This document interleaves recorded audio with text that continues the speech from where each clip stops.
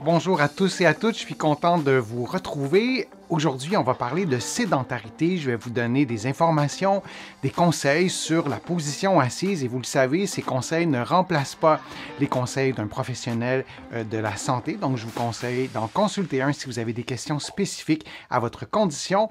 Vous allez trouver beaucoup des sujets, des items qu'on va aborder aujourd'hui. Dans mon livre « Lève-toi et marche », vous allez le trouver partout au Canada, en librairie et sur le web, et vous allez le trouver aussi de l'autre côté de l'Atlantique. Je vous mets le lien dans la description de la vidéo pour que vous puissiez le trouver facilement. Prendre des pauses de la position assise, est-ce vraiment utile? Réduire la durée de la position assise apporte, oui, des bienfaits sur la santé. Il y en a vraiment plusieurs. L'interruption des comportements sédentaires par des exercices légers, par exemple, se lever et si on est au travail, de marcher, d'aller, de faire quelques pas et de revenir pendant 3, 4, 5 minutes. C'est un exemple d'exercice léger. Et de courte durée, quelques minutes, peut améliorer les indicateurs de glycémie chez les patients atteints de diabète de type 2. On ne parle pas d'aller faire un marathon, d'interrompre la position assise prolongée parce que nos muscles ne contractent pas, parce qu'il y a un dérèglement à la longue lié à l'insuline, lié à la sensibilité à l'insuline, etc. Je vous en ai déjà parlé, mais donc oui, ça vaut la peine de prendre des pauses sur la santé. Ça a des effets sur les muscles.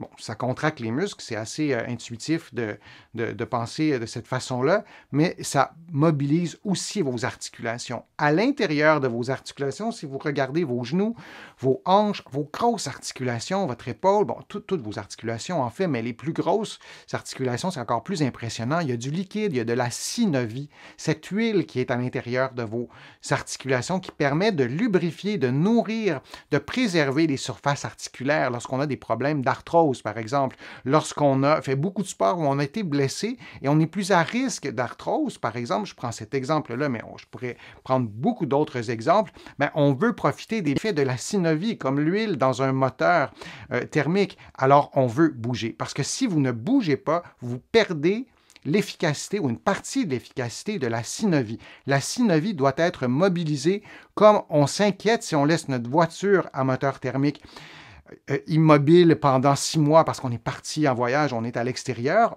Lorsqu'on reviendra, on s'inquiétera un petit peu des pièces du moteur, peut-être, ou en tout cas, on ira vérifier tout ça.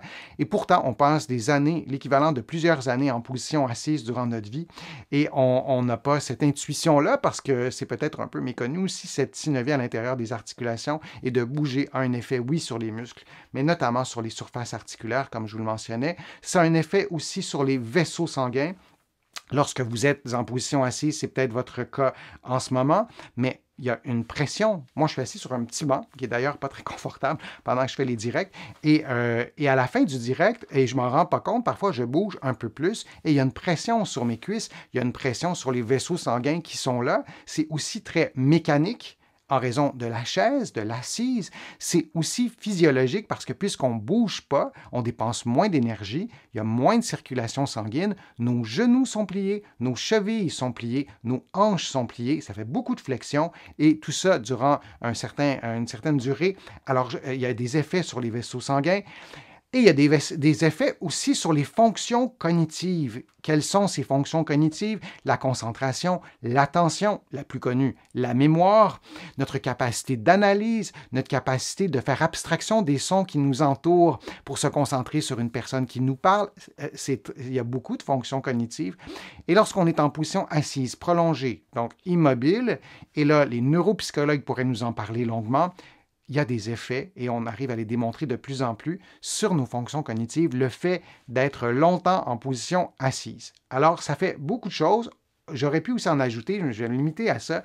Je vous remercie d'avoir été là. J'espère que les conseils que je vous ai donnés vous ont été profitables, vous ont été utiles.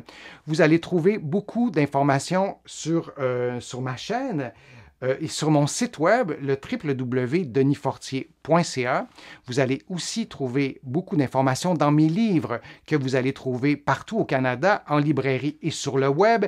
Et vous allez aussi trouver mes livres de l'autre côté de l'Atlantique. Je vais vous mettre le lien dans la description de la vidéo. Sur mon site web, vous allez aussi pouvoir vous abonner gratuitement à des infolettres, à des courriels thématiques. Je suis toujours ravi de lire vos commentaires dans les fils de discussion. Je note toutes vos questions. C'est pas toujours possible pour moi de répondre aux questions individuelles, mais je les note et je m'en sers pour vous produire de nouveaux contenus. Alors, je vous dis à une prochaine fois. À très bientôt.